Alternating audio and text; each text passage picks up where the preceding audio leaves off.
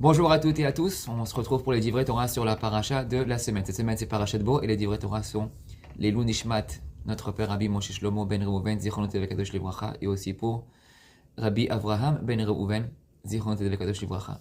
Ce cours il est aussi dédié à pour la refoua shelema de notre tante Hélène Bat Zohara et pour la tzlacha de Elior Moshe ben Yoel ve Aviva.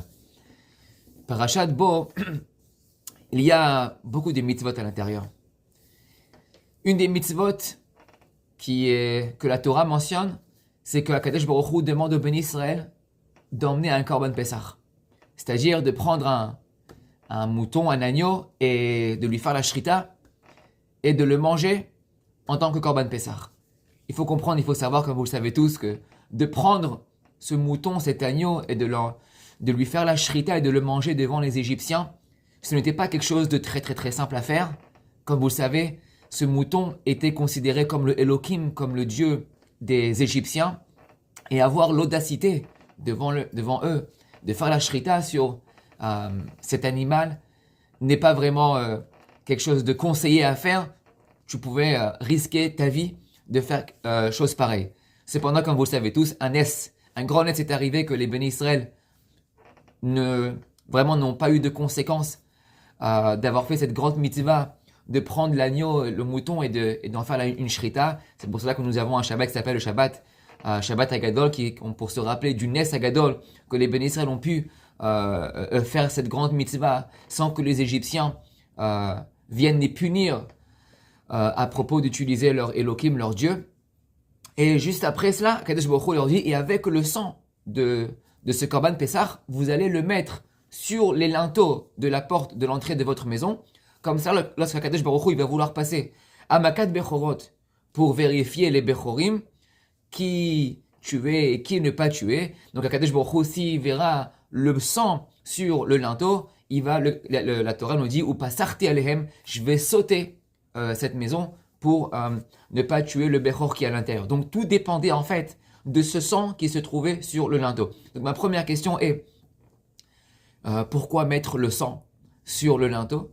Si déjà le Ben Israël, il a fait ce korban Pessah en prenant ce mouton, lui faire la shrita devant les Égyptiens, ça montrait largement que ce juif faisait partie du Ham Israël, que ce juif avait confiance au Akadosh Baruch Hu. Pourquoi ce ma'aseh de faire la shrita ne fut pas suffisant pour eux, pour que Akadosh Baruch Hu saute leur maison et ne passe pas pour punir le Bechor à l'intérieur? Et non, ce n'était pas suffisant. Comme la Torah nous dit, chaque Ben Israël devait mettre le sang sur le linteau. Ça veut dire que s'il n'y avait pas de sang sur le linteau, tu ne serais pas épargné sur la Makat de Bechorot. Ça, c'est la question. Deuxième question, nous passons à un autre sujet qui a l'air aussi vraiment rien à voir. On pense que ça n'a rien à voir. Mais nous avons un deuxième sujet que la Torah va nous parler par Parashat Bo, de Mitzvat Pidyon Haben. Chaque famille qui a un premier-né doit être rachetée au Kohen pour qu'on puisse le garder. On peut comprendre pourquoi on doit faire cette mitzvah du Pidyon Haben. Nos Bechorim ont été sauvés en Eretz Mitzrayim. Ils auraient dû peut-être faire partie de ceux qui sont morts en Eretz Mitzrayim. Akadosh Baruch Hu, il a dit, il va falloir vous rappeler, et en faisant la mitzvah de Pidyon Haben. Mais ce que je comprends pas, c'est juste après que on a cette mitzvah du Pidyon Haben, il y a une autre mitzvah de Pidyon, ce n'est pas le Pidyon Haben, mais ça s'appelle le Peter Rechem. C'est-à-dire que on doit faire la même chose.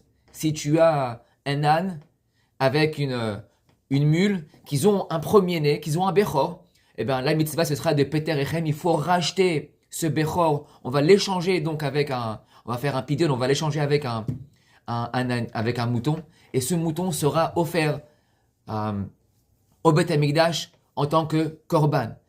Et donc là, je comprends pas. Quel est ce mérite que le Hamor, tout premier-né qu'il va avoir, sera offert en tant que korban à Kadosh Baruch Hu, non lui-même, mais son rachat avec le mouton. Pourquoi il a cette kedusha qu'on est obligé de le racheter? C'est une béhéma qui était méa.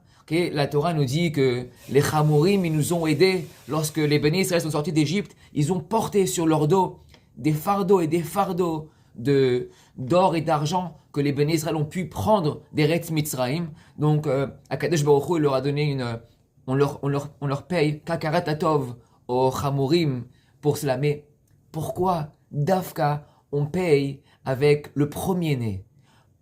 Quel est le Mida Keneged Mida? Vous savez, Akadosh Baruch Hu, tout ce qu'il fait dans ce monde, tout ce qu'il repaye en tant que ce soit une punition, que ce soit une récompense, tout est Mida Keneged Mida, c'est mesure pour mesure. Donc, si le Chamor il m'a aidé à porter l'or, c'est pour cela que je dois être Peter Echem, pourquoi Dafka le premier-né? Pourquoi pas tout âne? Toute personne qui a un âne devra racheter sa kedusha. Ils deviennent tous kadosh et on faut les racheter. Non, juste le premier-né. Là, c'était une question que j'ai toujours eue. J'ai eu beaucoup de gens qui m'ont posé cette question au fur et à mesure des années à la synagogue. Pourquoi Dafka le Peter Echem?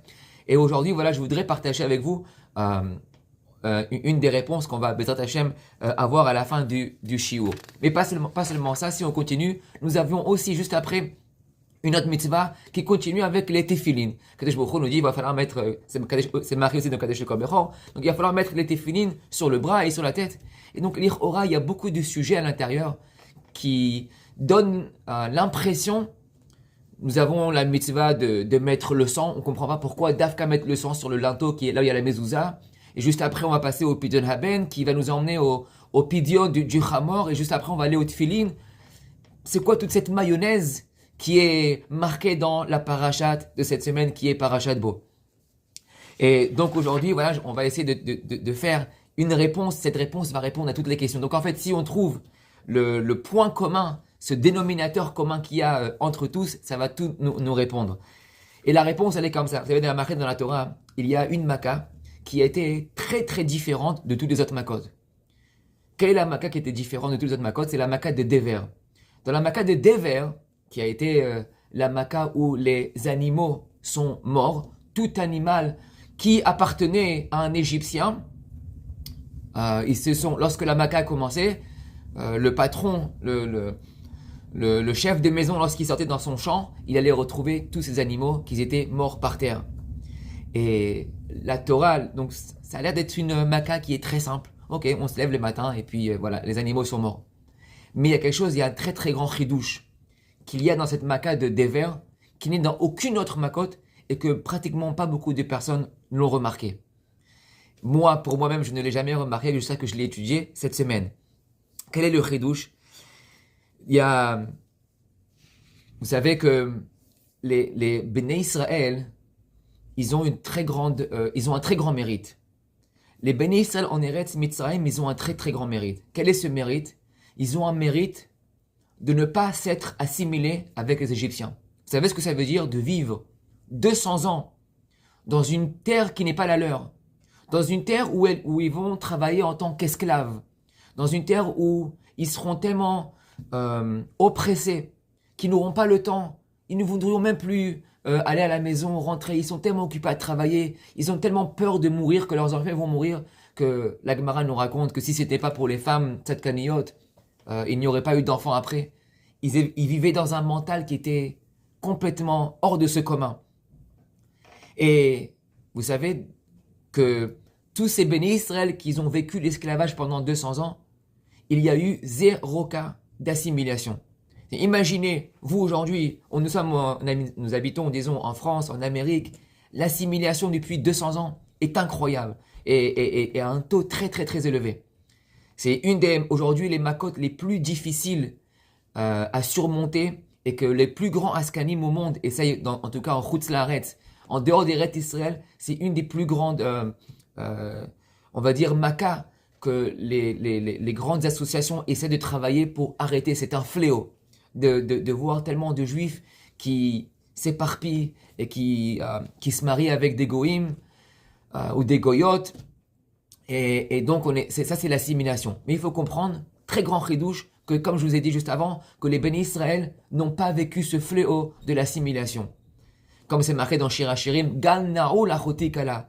Le Midrash de Shir HaShirim dit que pour elles, les femmes de Béné Israël, ils avaient fermé ils étaient fermés comme si c'était un jardin qui était complètement scellé, khatoum, c'était complètement impossible d'y rentrer. n'y pensez même pas, mais il n'y a pas de Mitzri qui a essayé de rentrer, d'aller avoir, de s'assimiler avec une Bat Israël, une fille du Beth Yaakov.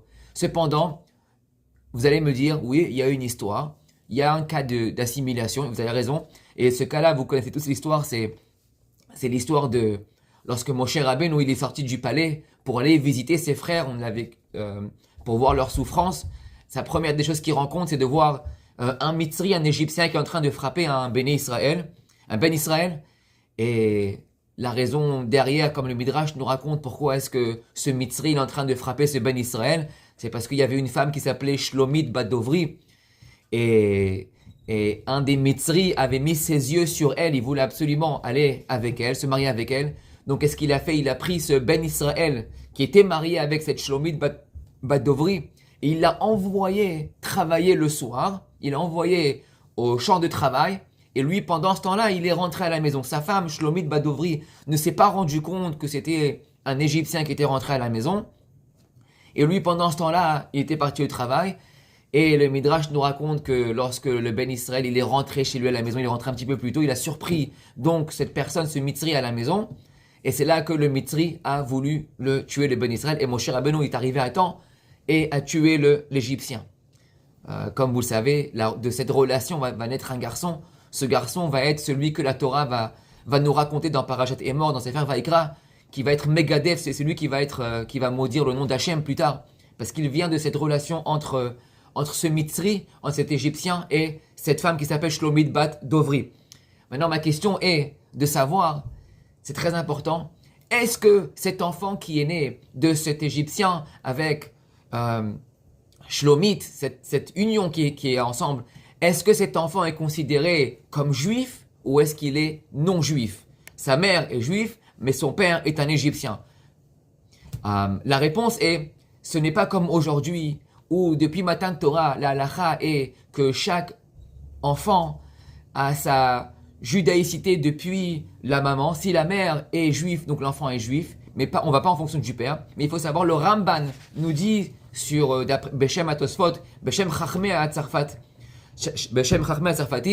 que chaque enfant recevait sa judaïcité en fonction du père.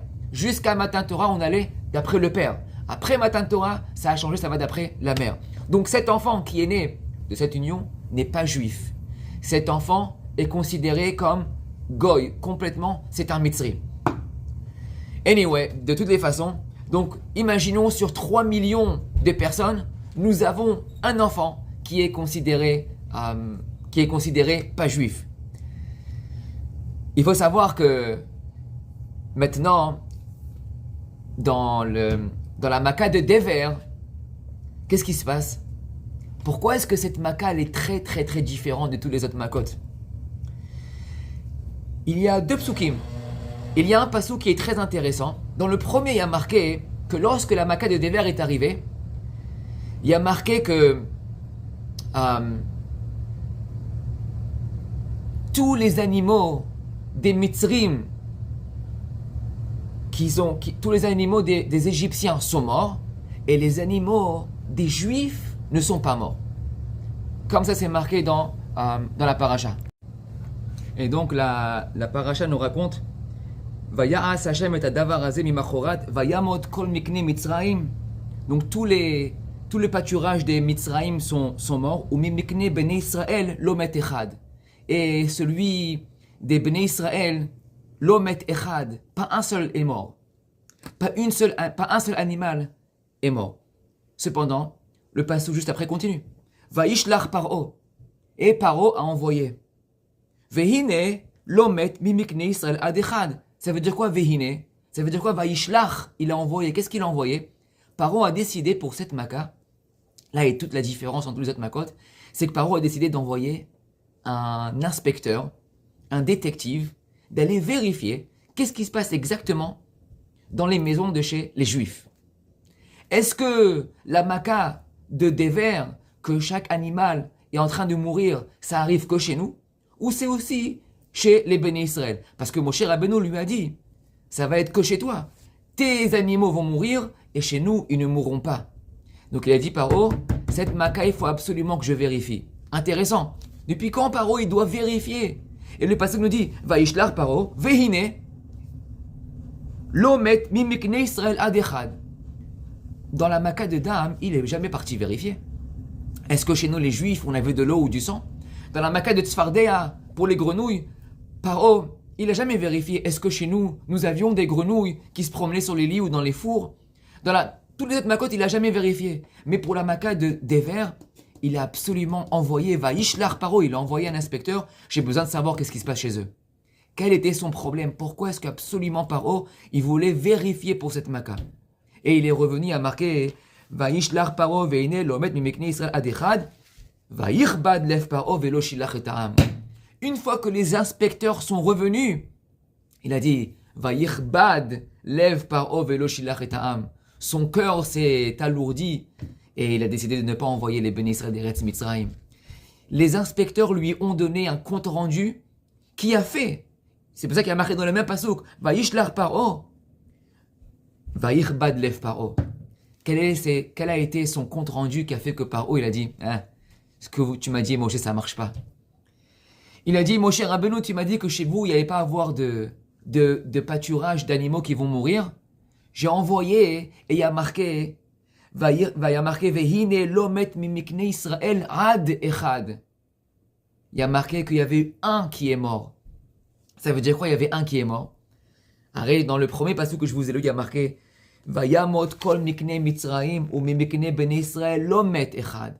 Il y a marqué qu'il n'y avait pas un seul qui est mort. Mais lorsque Paro il a envoyé son détective, son inspecteur, il y a marqué Lomet mimikne Israël ad echad. Quelle est la différence? Pourquoi chez nous il y a marqué qu'il n'y avait rien et quand Paro il envoie l'inspecteur, il y a marqué qu'il y avait une famille chez qui c'était mort? Il y avait un animal qui était mort. Et bien la réponse elle est toute simple, c'est parce qu'en fait, Paro lorsqu'il est arrivé, il a envoyé, il a trouvé, il y avait un Égyptien. Qui était l'Égyptien? Ce fils qui est né de l'Égyptien qui est parti avec Shlomit Badovri, son fils est considéré comme un goy. Donc vu qu'on va d'après le père, donc ce goy qui est né, cet enfant qui est né d'une mère juive, mais d'un père égyptien, son statut est que c'est un Égyptien et ce n'est pas un juif. Donc, lorsqu'il est arrivé aujourd'hui, Moshe Rabbeinu, il fait la Maca, quel âge il a? Cet enfant qui est né. Il y a 40 ans qui sont passés depuis que ce petit bébé est né de l'union entre l'Égyptien et cette Shlomit Badovri. Moshe Rabbeinu, lorsqu'il était là-bas, il avait 40 ans, il est revenu, il en avait 80. Donc aujourd'hui, cet enfant, il a 40 ans, il a une maison, il a une femme, il a des animaux. Ces animaux-là sont morts. Alors il a dit, Paro à Moshe Rabbeinu, tu m'as dit que chez vous, les hommes, chez vous, les bénis Israël, il n'y a aucun animal qui va mourir. Pourquoi? Parce que chez vous, il n'y a pas de mitzri. Il n'y a que chez nous des mitzri. Mais lui, le problème, c'est que Paro, il n'est pas au courant, d'après la halakha de Tosfot, qu'avant Matan Torah, toute personne qui naît d'un père mitzri, il est goy, il n'est pas considéré juif. Vous avez compris? Donc, vu que lui, il dit, ben voilà, il y a un juif, il y a un gosse, il a 40 ans aujourd'hui, et cet enfant, il habite chez vous, il a une kippa, il a des péotes, il a tout. Mais il n'est pas au courant, Paro, que ce n'est pas un juif d'après la halakha. Et il a vu que ces animaux sont morts. Donc la Torah nous dit, va yirbad lev Paro. C'est pour cela que, il a dit, si tu m'as menti, moi je pensais que tout ce que tu me disais c'était vrai, mais ça marche pas. C'est pas vrai parce qu'il y a un qui est niftar. Mais en fait, la Torah va nous raconter là le chidouche. C'est que le fait que Paro il a envoyé ses inspecteurs pour Macat, pour la Macat de Dever, ça a été pour nous en fait une bonté. Il a montré au monde entier comment nous étions des gens qui étaient terrorim, comment nous étions des bénis Israël qui font attention à de ne pas avoir d'intermariage entre les mitzri et les bénis Israël. Imaginez que si maintenant une femme, une bête Israël, allait avec n'importe quel mitzri. Donc chaque enfant qui vont naître, ce seront des mitzri. Donc l'ir aura, au moment où il y a la Maca de Dever, il devrait y avoir beaucoup d'animaux qui sont morts à l'extérieur. Mais non, c'est pas ce qui s'est passé. Il y a eu juste un animal qui est mort, qui appartenait à cet enfant qui n'était pas juif. Donc en fait, la Maca de Dever, c'était comme une sorte de signe, c'était comme une sorte, un genre de test pour montrer au monde entier. Sur 3 millions de personnes, il n'y a eu aucun animal qui sont morts dans Maca de Dever, à part celle du fils de Shlomit Badovri. Les gens pensaient qu'après 200 ans en Eretz Mitzrayim, la majorité des femmes mitzrites vont s'assimiler avec les goïm, avec les mitzrim. La Torah est venue nous raconter, Maka Dever. Cette Maka, c'est la Maka qui va montrer au monde entier que le fait qu'il n'y avait pas d'animaux qui mouraient dans le champ des Béné Israël, ça montrait la Kedusha de chaque Béné Israël. Maché Enken, chez les mitzrim, tous les animaux, il y a marqué dans le pasuk, Vayamot kol mikne Mitzrayim. Il n'y a pas un animal qui a été épargné. Pourquoi? Parce que c'est tout ce que des mitzrim. Imaginons qu'il y avait un Ben Israël qui est parti s'assimiler avec une mitzrite. Là, je vous ai parlé que du cas inverse. Mais imaginons l'autre cas, que si c'est un Ben Israël qui est parti chez une mitzrite. Donc, et cet enfant, il sera juif parce que le père, il est juif. Donc, il devrait y avoir, là-bas, chez les mitzrim, des animaux qui sont en vie. Et le pasuk nous dit, Vayamot kol mikne Mitzrayim. Il n'y avait pas un seul animal chez les mitzrim qui est resté vivant. Ça veut dire qu'il n'y a aucun bébé né en Eretz Mitzrayim d'une union avec un Ben Israël et une femme qui est mitzrite. Parce que sinon, nous aurions eu des behemoths qui sont là-bas en Eretz Mitzrayim. Ça, c'était la spécialité de la Maka de Dever. C'est pour cela, si vous regardez dans le pasuk, Maka de Dever, la Torah utilise le nom Bechozek Yad. Il n'y a pas marqué le nom Bechozek Yad, ce mot, cet adjectif, dans Dam, Sefardea, Kinim, toutes les Makot. La seule Maka qui a marqué Bechozek Yad, c'est dans la Maka de Dever. Pourquoi? Parce que Maka de Dever, c'était la main. Ça veut dire quoi, c'était la main? Vous savez, lorsque l'on met la main sur la mezouza, lorsque l'on met dans cette paracha, comme je vous ai dit auparavant, c'est la première fois dans la Torah que nous allons mentionner aujourd'hui la mezouza dans la Torah. Et lorsque l'on met la main sur la mezouza, c'est pour nous protéger. La mezouza où il y a marqué le nom Shaddai, qui est là pour prendre avec nous. On met la main en entière sur la mezouza pour prendre avec nous la protection de la mezouza en dehors. La mezouza créait une sorte de mur entre nous et les autres nations. La mezouza créait avec nous une sorte de protection entre nous et les autres nations. Donc Akadosh Baruch Hu, il a dit, avant que je continue ça, je vais juste vous emmener aussi la même chose avec la Makat de Makat Bechorot. C'était exactement la même histoire. Makat Bechorot, c'était, imagine le Mitzri, lorsqu'il rentre à la maison à minuit, et qu'il pense voir juste un enfant qui va mourir, son premier-né. Tout le monde est au courant, les premiers-nés vont mourir ce soir. Donc il s'y attend. Son fils Muhammad, il va mourir ce soir. Imagine sa surprise lorsqu'il rentre à la maison et il en trouve 5 qui sont morts. Il dit à sa femme, mais comment ça fait 5 qui sont morts? J'en ai un qui est Bechor. Mais il ne savait pas que sa femme faisait l'adultère avec beaucoup d'autres hommes. Et les Bechor étaient considérés le Bechor du père et pas le Bechor de la mère. Donc chaque père qui allait avoir une union avec cette femme, chaque Bechor de chaque père allait mourir le même soir. Donc chaque mitzri pouvait rentrer à la maison, c'est pas juste un qui soit niftar, ça pouvait être 2, 3, 4, 5, plusieurs mitzri qui sont niftar. Mashenken, chez les hommes, chez les béné Israël, la Torah nous dit qu'il n'y avait pas un seul bébé qui soit niftar. Pourquoi? Parce qu'il y avait 0 assimilation entre une femme qui a été bat Israël et un homme de Mitzrayim en tant que premier-né. Donc la Makat de Makat Dever et la Makat de Bechorot ont été les deux Makot qui ont montré au monde entier que le peuple juif en Eretz Mitzrayim, après avoir passé 200 ans, tout à la fin, ils ont les résultats. Tout le monde a vu, ça a été Mefursam dans le monde entier, que le fait qu'il n'y avait aucun animal de juif qui soit niftar, la Torah nous dit, c'est nous, Bene Israël lomet echad. Bene Israël lomet echad. À part celui de l'enfant qui est né, mais il n'était pas un Israël, il était un goy, vu que son père était un goy. Mais chez les Mitzrim, tout le monde est mort. Là, ça a été un témoignage, ça a été une édou dans le monde entier. Que les Juifs, dans leur galoute, bien que c'est très difficile, ils ont tenu pendant 200 ans et ne se sont pas assimilés avec les Mitzrim. Et là, on va arriver, c'est pour cela qu'Akadosh Baruch Hu, il nous dit, prenez le sang. On a demandé au début, mais pourquoi est-ce que j'ai besoin de mettre le sang sur le linteau, sur la mezouza? Si j'ai fait déjà le marassé, de faire une shrita devant un mitzri, de prendre son Elohim et de lui faire la shrita, ça devrait être suffisant pour montrer à Kadosh Baruch Hu que je suis attaché à ses services. Pourquoi Dafka mettre le sang sur la mezouza? Et comme je vous l'ai dit, que vu que les béné Israël se sont refermés, ils ont mis une chotam, ils ont fait un style, ils sont complètement fermés avec les mitzrim. Personne ne pouvait rentrer. Ganao la chotikala. De la même manière que la mezouza protège le ben Israël. La mezouza est une protection des mazikim contre les béné Israël. Akadosh Baruch Hu, il a dit, prenez le sang et mettez-le sur la mezouza, sur le linteau de la maison. Et comme cela, je pourrais savoir qui sautait et qui n'est pas sauté. On a demandé pourquoi mettre le sang. Et bien là, la réponse.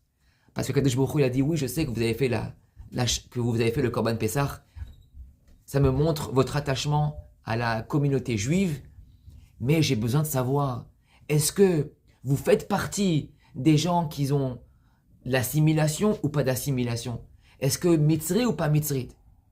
Alors Kadosh Baruch Hu, il a dit, tous ceux qui ont survécu à la Makat de Dever, qui est les animaux ne sont pas morts pendant la Makat de Dever, et tous ceux qui ont survécu à la Makat de Bechorot, c'est-à-dire que leurs Bechor ne sont pas morts, c'est-à-dire qu'ils ne se sont jamais assimilés avec un Égyptien. Kadosh Baruch Hu, il a dit, en siman, un signe, mettez-moi le dam. Pourquoi le dam? Dam, c'est Raché Devot. Dalet, c'est Dever, et même, c'est Makat Bechorot. C'est la seule Makat dans les 10 Makot qui s'appellent Makat Bechorot, qui s'appelle Makat Bechorot. Les autres Makot ne s'appellent pas Makat, ils s'appellent Dam, Tsefardea, Kinim. Lorsqu'on arrive à Bechorot, la Torah nous appelle Makat Bechorot.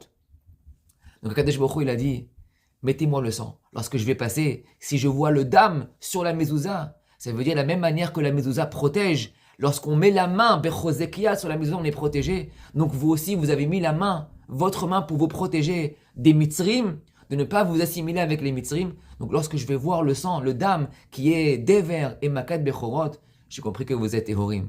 C'est pour ça qu'Akadosh Baruch Hu, dans Parashat Pinchas, lorsqu'il va compter les Juifs, lorsqu'ils sortent du Mitzrayim, Akadosh Baruch Hu, il va donner son tombe, la hashgacha. Vous savez, il y a une hashgacha. Lorsque vous mangez du manger kasher, il y a marqué Bedin, ou il y a marqué le Oyu. C'est un tampon, on sait que le manger est kasher.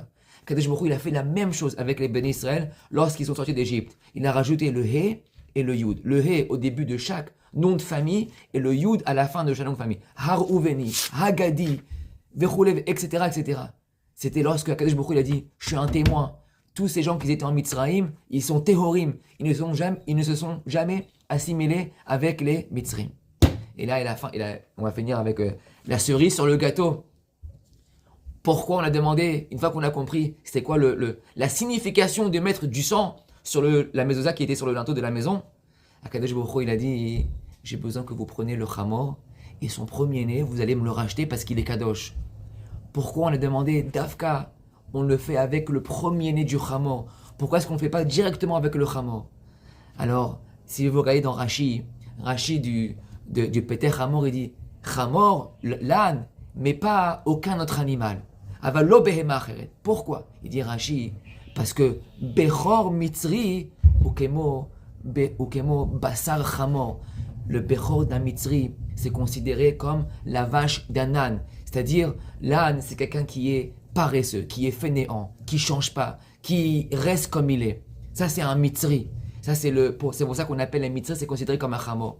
Alors, Kadosh Baruch Hu, il a dit, une fois que vous avez mis le sang sur la mezouza, vous m'avez montré que vous êtes Tehorim jusqu'à la fin de votre vie, jusqu'à Yemot HaMashiach, vous allez prendre le premier-né. Et si vous regardez très bien dans le passouk, là, il y a le Chidouche, il y a marqué dans le Kadeshlik ou Bechor, lorsque l'on fait le Peter Echem, le passouk qui dit comme ça, il y a marqué Peter Chamor Tivde Vese. Vehaya ki ishalcha vincha machar lemor mazot. Et ton fils, il va te demander, mais papa, pourquoi est-ce qu'on doit racheter le premier-né du Chamor? Pourquoi? Quelle est la raison? Et qu'est-ce qu'il a dit la Torah? Qu'est-ce qu'il faut lui répondre? Il y a marqué Vamarta elav bechozek yad otzianu Hashem mi bet avadim vahi ki ikshaparo vayarog Hashem kol bechor. Tu vas devoir lui répondre. Tu sais pourquoi on fait ça? C'est une commémoration à la Makat de Bechorot. Depuis quand on fait une commémoration pour les Makot? C'est intéressant, on y a marqué Vayaharog Hashem kol bechor, ton fils, il va te demander, tu lui répondras, on le fait parce que c'est pour se commémorer le fait que les Bechor ont été sauvés d'Akadosh Baruch Hu. On ne fait aucune commémoration pour la Maka de Dam, ni de commémoration pour la Maka de Tzfardéa, ni pour aucune. La seule qu'on fait, c'est pour Maka de Bechorot. Akadosh Baruch Hu, il te dit, comme ça il répond des Mefarshim, une fois que tu as mis le Dam sur le linteau, sur la mezouza, tu vas aller me chercher le premier-né du Hamor et tu vas me le racheter jusqu'à la fin des temps. Tu sais pourquoi?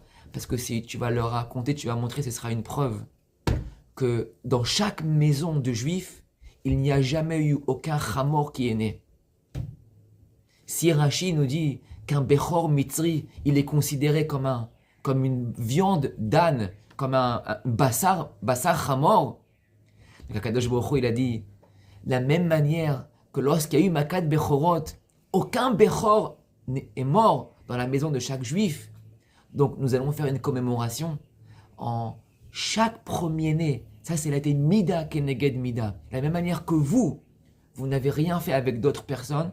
Et donc chaque enfant qui est né, ce sont des enfants qui sont d'Israël avec une Israélite.